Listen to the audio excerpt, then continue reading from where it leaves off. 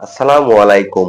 এখনো যারা সৌদি আরব ত্যাগ করেন নাই দ্রুত সময়ে সৌদি আরব ত্যাগ করেন, তা না হলে কিন্তু আপনাদের কঠিন একটি শাস্তি ভোগ করতে হবে এবং কঠিন একটি আইন জারি করতে যাচ্ছে সৌদি সরকার এবং এম্বাসি। অর্থাৎ এই নিউজটা কিন্তু খুবই একটি গুরুত্বপূর্ণ একটি নিউজ।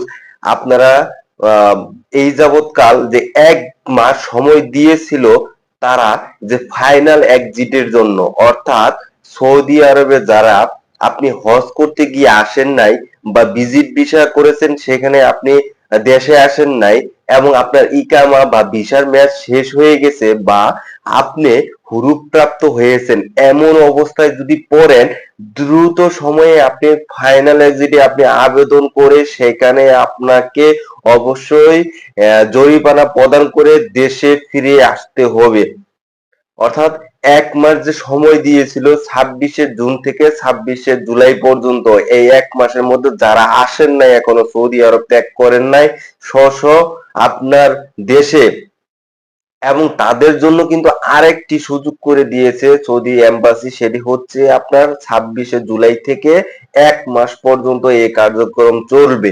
অর্থাৎ এই 1 মাসের মধ্যে অবশ্যই যেটা মূলত কথা হচ্ছে, অবৈধ যারা বসবাস করতেছেন কাজের জন্য হোক বা যে কোনো উপায়ে হোক, যারা অবৈধভাবে অবস্থান করতেছেন তারা দ্রুত সময়ে ফাইনাল এক্সিটে আপনার অনলাইনে আবেদন করে সেখানে আপনার জরিমানা প্রদান করতে হবে। তারপর সেই এম্বাসি বা সরকার আপনাকে দেশে ফিরিয়ে আনবে।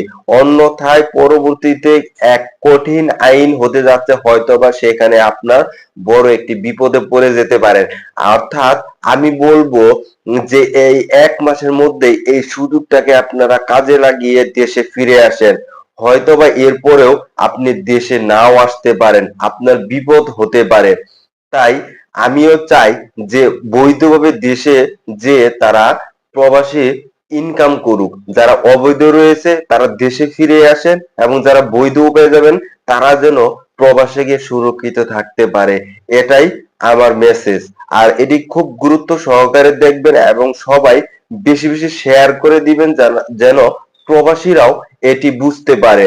অর্থাৎ আমি আবারও রিপিট করতেছি যে আপনাকে সময় দেওয়া হয়েছে 26শে জুলাই থেকে 1 মাস, অর্থাৎ 26শে আগস্ট পর্যন্ত কিন্তু সময় দেওয়া হয়েছে। এই 1 মাসের মধ্যে অবশ্যই আপনারা যারা অবৈধ রয়েছেন তারা কিন্তু দেশে বাধ্যগত ফিরতে হবে, অন্যথায় কিন্তু তাদের কঠিন শাস্তির আওতায় আনা হবে। ধন্যবাদ সবাইকে।